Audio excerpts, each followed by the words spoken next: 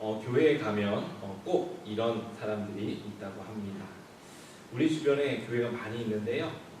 첫 번째로 어느 교회 가든지 이런 사람이 있습니다. 기도할 때 눈 뜨는 사람이 꼭 있답니다. 그런데요, 또 이제 두 번째로 그렇습니다. 어느 교회 가든지 간에 기도하는 시간에요, 눈을 떠보면 눈이 마주치는 사람이 꼭 있답니다. 세 번째로 어느 교회 가든지 간에 기도 시간에 눈 뜨다가 눈이 마주치는 사람 중에는 들킨 것처럼 다시 꼭 감는 사람이 꼭 있답니다.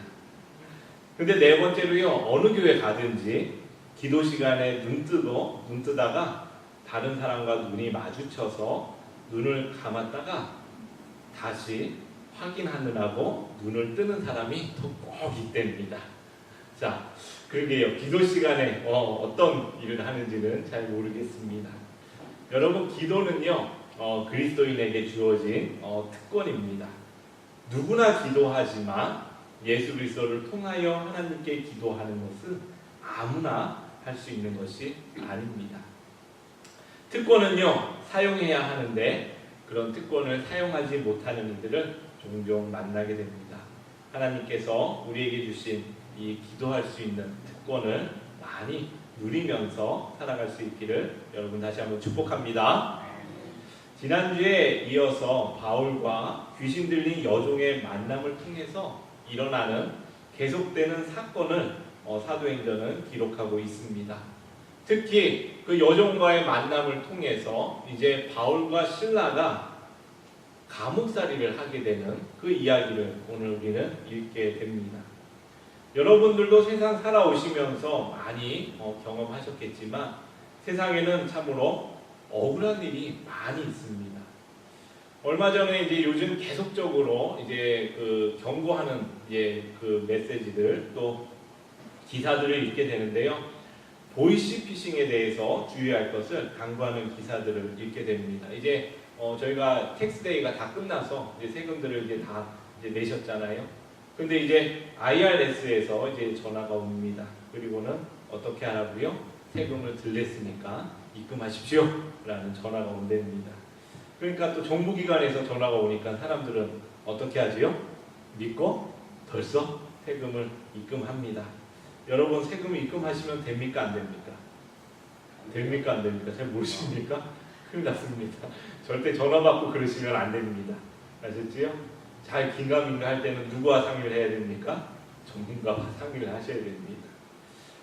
교통법규에 따라 차를 잘 운전하다가도요, 이상하지요? 갑자기 신호를 무시한 차가 달려와서는 우리 차를 콱 박습니다. 그런데요, 차를 부딪힌 것도 억울한데 보험회사에서는 이렇게 이야기합니다. 자, 쌍방 과실입니다. 이렇게 이야기를 합니다.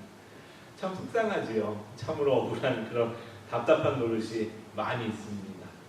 우리의 의지와는 상관없이요, 세상에는 참 억울한 일들이 많이 일어납니다. 그런데요, 거기에다가 또 우리 그리스도인들은 또 어떻습니까? 하나님의 말씀대로 살아가기 위해 애쓰고 노력하는데 하나님의 말씀 때문에 또 우리는 때로는 억울한 일을 이제 당하는 일도 있다는 것입니다. 오늘 우리가 읽은 말씀에서요, 바울이 참 이런 억울한 일을 당하고 있습니다. 귀신 들려서 점치는 요종이요. 자, 귀신 들린 사람은 어떻게 해야 됩니까? 귀신을 내쫓아줘야지요. 그리고 그 사람의 인생을 살아가도록 도와주어야 합니다. 그러니까요, 상식적으로 병에 걸린 사람을 고쳐주었으면 감사하는 것이 아주 당연한 일일 것입니다. 귀신 들린 사람을 고쳐주었습니다. 그렇다면 고소를 당할 일이 아니라 오히려 감사를 받아야 할 일입니다. 그런데 오히려 귀신을 내어쫓자 이제 점을 칠 수 없게 된 여종에 대해서 이제 여종을 통해 돈을 벌던 주인들이요, 분노합니다. 그리고는요, 바울과 실라를 고소하는 단계에 이르게 됩니다. 그리고 바울은 관리에게 끌려가서 매를 맞고 감옥에 갇히게 되지요. 여러분, 혹시 가수 남진 씨라는 분을 아십니까? 제 세대는 잘 모르는 그 노래를 즐겨 듣지는 않았는데 이제 남진 씨라는 이제 가수가 부른 노래 중에 이런 노래가 있습니다. 혹시 들어보셨는지 모르겠습니다. 사람 나고 돈 났지? 돈 나고 사람이 낫다더냐. 이런 노래가 있습니다. 혹시 들어보셨습니까? 아마 그 당시에 세대가 점점 더 사람보다 물질을 중요시해 가는 모습을 보면서 그런 것을 풍자한 노래입니다. 우리는 성경을 읽으면서 그런 생각이 듭니다. 여종의 주인들이 어떻게 그럴 수 있냐? 사람을 고쳐주었으면 아무리 그 사람을 통해서 돈을 벌던 사람들이 있지라도 그 사람이 나았으면, 좋아졌으면 오히려 감사할 수 있어야지 라고 그렇게 생각할 수도 있습니다. 그런데 세상은 그렇지가 않다는 거지요. 그게 단지 여종의 주인들뿐만 아니라 우리들 삶 속에서도 자주 만나게 되는 일입니다. 일하는 많은 이제 종업원을 거느리고 일하는 이제 사장들이 있지요. 그런데 어떤 사장들은요, 악덕 기업주 뭐 이런 이야기를 합니다. 그 사람들은요, 종업원을 함께 일하는 어떤 파트너나 함께 일하는 동료로 생각하기보다는 그 사람은 어떻게 해요? 돈을 벌어주는 수단으로 그렇게 여기는 사람들도 있다는 것입니다. 우리도 간혹 그렇습니다. 우리도 간혹 어디 가서 쇼핑센터에 가서 그렇죠? 물건을 사고 우리가 이제 그 카운터에 가서 이제 계산을 하게 됩니다. 그런데 우리도 모르는 사이에 그 사람들은요, 하나의 우리의 그냥 계산을 해주는 그런 도구처럼 그렇게 여길 때가 있다는 것입니다. 오히려 그 사람들도 한 사람의 인격체로 우리가 만남의 자리를 가지는 것인데도 불구하고 마치 내 삶의 편의를 위해 그냥 존재하는 사람이냐 그렇게 무시하고 지나갈 때도 많이 있다는 것입니다. 한 사람을요, 인격체로 대하는 것이 아니라 한 사람을 단지 내 삶에 위한 도구로 여길 때가 있다는 것이지요. 종종 이런 푸념을 듣습니다. 나는 돈 벌어다 주는 기계야? 혹시 어디서 많이 들어본 이야기 아닙니까? 아유, 누구는 나는 안 좋아하고 가져다 주는 돈만 좋아해? 이제 그런 이야기를 듣습니다. 뭐 그게 그냥 우스갯소리로 이제 하나의 푸념으로 정말 그런 것은 아니지만 때때로 우리가 사람과 사람이 만나면서 사람과 사람이 함께 만남을 가지는 것이 아니라 마치 사랑과 하나의 도구가 만나는 그런 만남을 가질 때가 있다는 것입니다. 다시 말해서 그 한 사람의 가치가 얼마나 소중한지를 모르고 잃어버리고 살아갈 때가 있다는 것이지요. 우리는 그리스도인으로서 우리 서로가 항상 하나님이 창조하신 귀한 존재임을 날마다 기억해야 합니다. 그런데 우리가 그것을 자꾸 잊어버릴 때가 있다는 것입니다. 오늘 우리 주위에 있는 분들과 함께 이렇게 한번 인사해 볼까요? 함께 이렇게 인사하겠습니다. 당신은 참으로 귀한 사람입니다. 우리 함께 이렇게 인사해 보죠. 당신은 참으로 귀한 사람입니다. 정말 귀하게 보이시지요? 서로 한번 인사하시죠. 당신은 참으로 귀한 사람입니다. 그 뒤에 계신 분들 왜 안 하세요? 자, 당신은 참으로 귀한 사람입니다. 오늘 돌아가셔서요, 그러세요. 아내를 지그시 보시면서 또 남편을 지그시 바라보시면서 또 자녀를 바라보시면서 뭐 입으로 안 하셔도 마음으로 그렇게 한번 이야기해 보시기 바랍니다. 당신은 정말 하나님이 나에게 주신 귀한 사람이야. 당신은 하나님이 나에게 주신 참 소중한 사람이야. 자, 이런 생각을 다시 한번 새겨보시기를 바랍니다. 하나님이 주신 우리 이웃들과 또 우리 가족들이 얼마나 귀한지 모릅니다. 그런데 우리가 너무 함께 하다 보니까 그 가치를 잃어버리고 살아갈 때가 너무나 많은 것 같습니다. 이렇게 사람을요, 어떤 하나의 수단으로 또 이제 여종을 돈을 버는 수단으로 여겼던 그 여종의 주인들에게요, 바울이 고소를 당합니다. 그리고요, 심지어 매를 많이 맞고 감옥에 갇히게 되지요. 참 억울한 일입니다. 여러분들 이렇게 억울한 일들이 있을 때 어떻게 하십니까? 마치 어쩌면 막 화병이 날 것 같기도 하고 그 답답함이 막 이루 말할 수가 없을 때 여러분들은 어떻게 하시지요? 오늘 바울과 실라는 이런 행동을 통해서 우리에게 또한 교훈을 주고 있습니다. 우리 함께 읽어보겠습니다. 자, 준비 시작. 한밤중에 바울과 실라가 기도하고 하나님을 찬송함에 죄수들이 듣더라. 그렇습니다. 이런 억울한 상황 가운데서요, 바울과 실라가 기도하고 그리고 하나님을 찬송하였다는 겁니다. 아마도 주변에 있는 죄수들은요, 조금 미쳤다고 생각할 수도 있었을 것 같습니다. 아니, 왜 잠도 안 자고 저러냐? 잠자야지 밤에는. 아마 그렇게 이야기를 했을 수도 있습니다. 그런데요, 바울과 실라는 그 힘든 순간에, 아픈 순간에, 억울한 순간에 기도하고 오히려 하나님께 찬송하였다는 겁니다.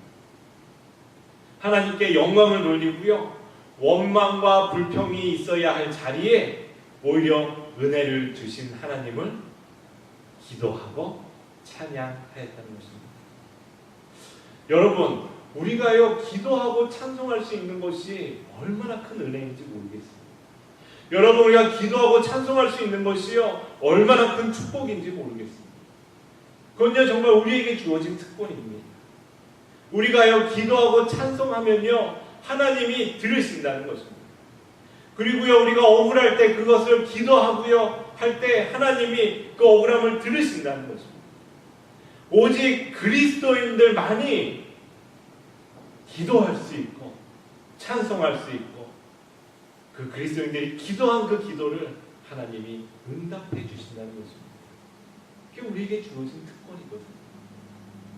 이 말씀 한 구절 우리 더 읽도록 하겠습니다. 준비 시작. 너희가 내 이름으로 무엇을 구하든지 내가 행하리니 이는 아버지로 하여금 아들로 말미암아 영광을 받으시게 하려 함이라. 내 이름으로 무엇이든지 내게 구하면 내가 행한다.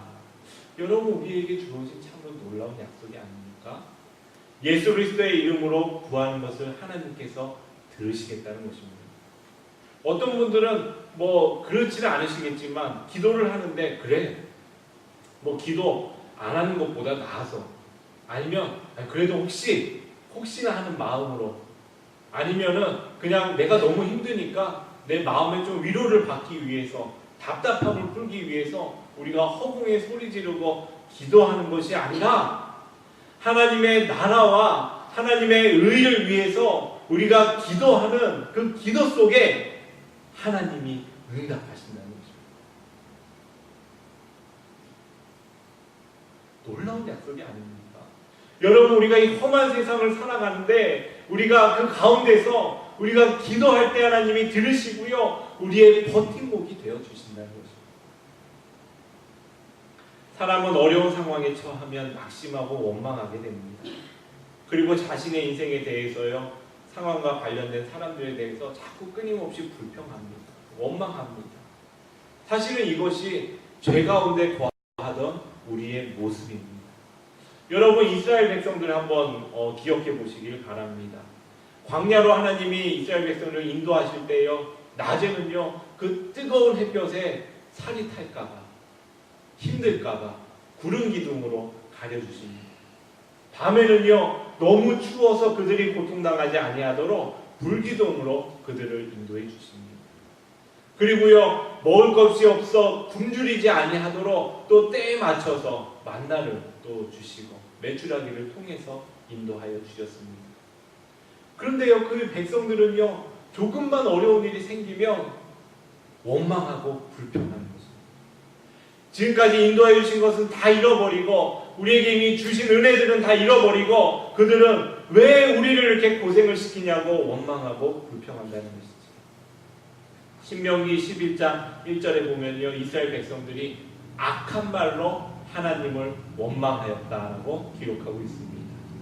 다시 말해서 하나님을 저주했다는 표현이 더 어울릴 것입니다.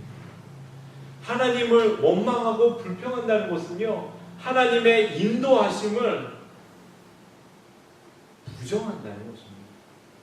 하나님이 지금까지 인도해 오셨고 나를 인도하실 것인데 그 믿음에 대한 불신이 원망과 불평으로 나타나게 된다는 것이죠. 그렇게 하나님을 저주하며 원망하며 불평했던 그 이스라엘 백성들은 결국 심판을 당하게 되었던 것을 성경은 기록하고 있습니다. 원망과 불평은요, 하나님의 인도하심을 믿지 않는 표현이라는 것입니다. 여러분은 하나님이 여러분의 삶을 인도하신다고 믿고 살아가십니까? 정말 마음에 믿고 살아가십니까? 그렇다면 오늘 우리는요, 바울로부터 다시 한번 배울 수 있기를 바랍니다. 고린도후서 1장 3절 4절 말씀인데요. 우리 함께 읽겠습니다. 준비 시작. 그러나 그는 우리 주 예수 그리스도의 하나님이시요 자비의 아버지시요 모든 위로의 하나님이시며 우리의 모든 환난 중에서 우리를 위로하사 우리로 하여금 하나님께 받은 위로로서 모든 환난 중에 있는 자들을 능히 위로하게 하시는 이시로다. 모든 환난 가운데서 우리를 위로하신 하나님을 찬양합니다.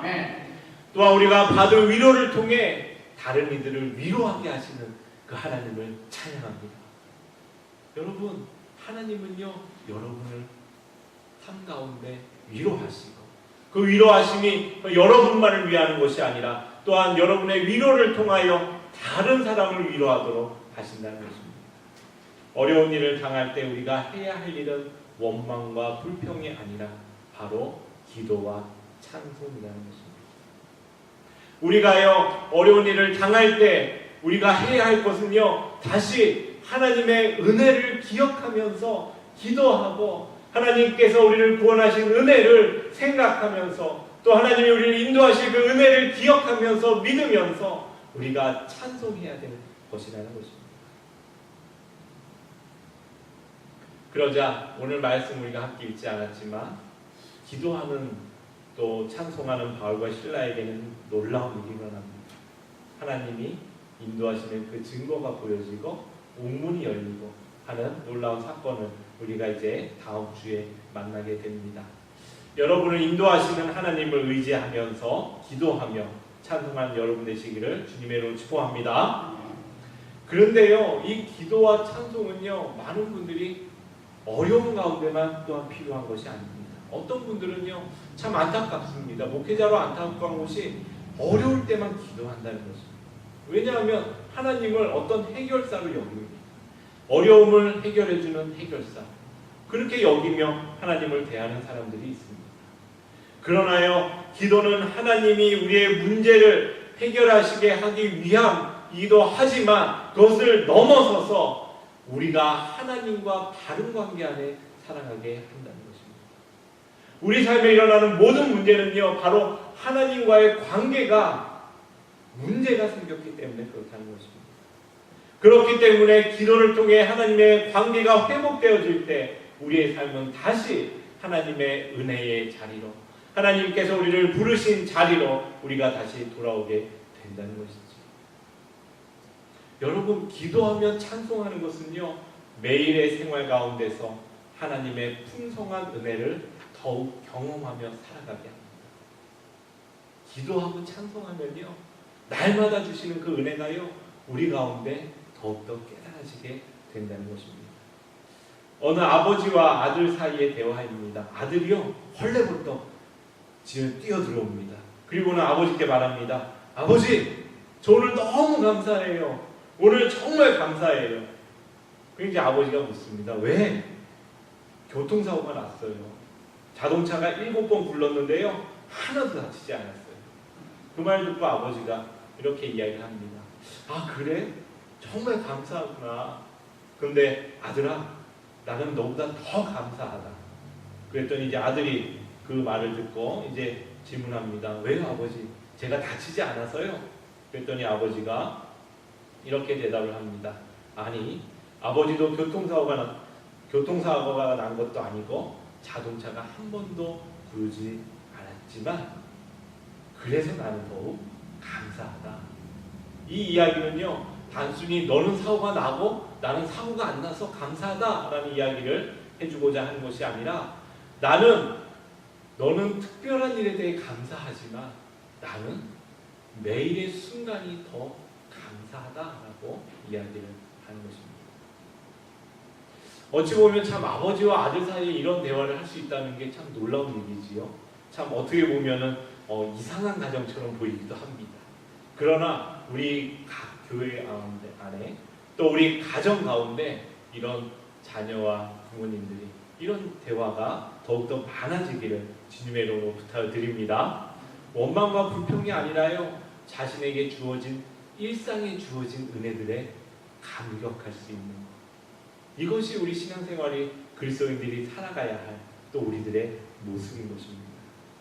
우리가 잊고 살아가지만요, 오늘 우리가 호흡하고 아침을 먹고 일을 하고 잠을 잘 수 있는 것, 또 오늘 우리가 이 자리에 나와서 함께 예배드릴 수 있는 것, 이것이 다 하나님의 은혜입니다. 하나님이여 우리를 또 한 주간 보호해 주시고 인도해 주셨기에 우리는 또 살아갑니다. 삶의 작은 것 하나까지도 우리는 하나님의 인도하심에 살아가지요. 그래서 바울은 데살로니가전서 5장에서 매일매일 기뻐하고 또 쉬지 말고 기도하고 범사에 감사하는 것이 하나님의 뜻이라고 가르칩니다. 항상 기뻐할 수 있는 것은요, 그 이유는 항상 우리에게 주어지는 하나님의 은혜가 있다는 것입니다.